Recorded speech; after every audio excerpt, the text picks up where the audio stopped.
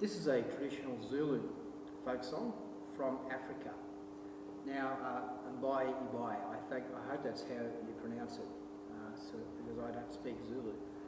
Now, the thing about this, a lot of African music has influenced jazz and blues a lot.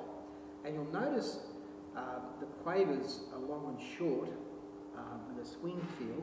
And have a look at, on your music there on page 41, with the two quavers equal what we call a triplet. So instead of being, it's like this. So now, learn the G major scale on the major scales page, looking at the tablature and learning to read the music. And you'll notice that this is actually a duet. It's actually for 3 guitars, because one guitar, again, this is a song that you can learn the chords and not have to use the backing track. Use the backing track, that's tracks 29 and track 30 without the melody parts. Use those tracks to learn the song, by all means, but then if you're learning guitar in a class, you can even have a friend play the bass guitar part. It sounds very effective, just using the notes G, C and D. And maybe even a friend who learns piano can learn those chords. And certainly drum kit, or even tambourines, shakers and other percussion instruments, you can make your own backing track for it. The chords go like this.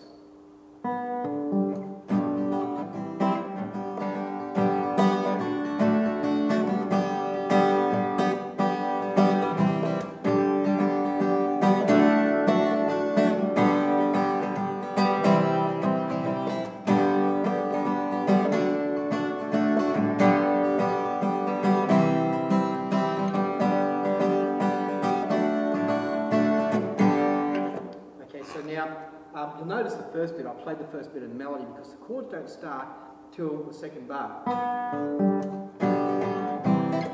Okay, so the person playing the melody will go, then everyone starts with the chords in the other part. Now, guitar 1 sounds like this. So look at your music for guitar 1 and you play it like this. 1, 2, 3, 4, 1.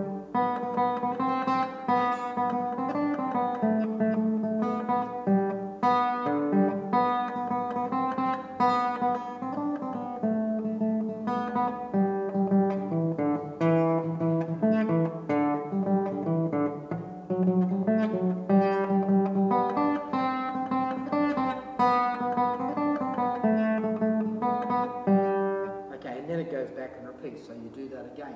If you go back to the 2 lines with the 2 dots. There's something about the rhythm with this piece. You'll see the curved line going across from the last note of the bar to the first note of the next bar. Now, if a curved line goes across 2 notes that are the same pitch, it's called a tie. And we play just, instead of those 2 notes indicated, we just play the 1. Just have a look at that first bar.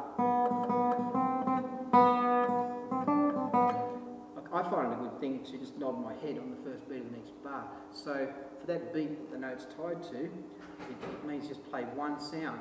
So I nod my head on that first beat. And that's how it feels. It's very easy. Now, sometimes you'll see a curved line over 2 notes of different pitches, and that's a different thing. That's called a slur, where we'll pluck the note once and put our finger down, and with a violin they would just move the bow once and put a finger down, and that's how we play a slur. We're not going to learn about slurs in this teaching method. We're only concerned about the ties. So now have a look at the guitar 2 part, and we wait for a whole bar. So the guitar 1 plays, and then the guitar 2 part comes in, and the guitar 2 part, starting in the second bar, goes like this. 1, 2, 3, 4.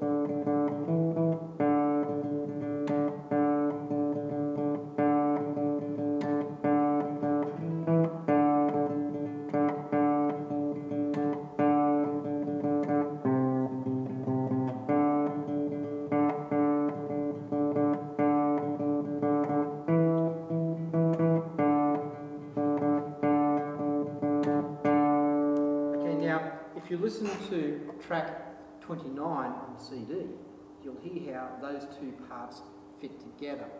And then you can learn the chords, electric bass, put drum kit or other percussion instruments with it, and eventually with your class you can play this traditional African Zulu folk song without using the backing tracks at all as a class project.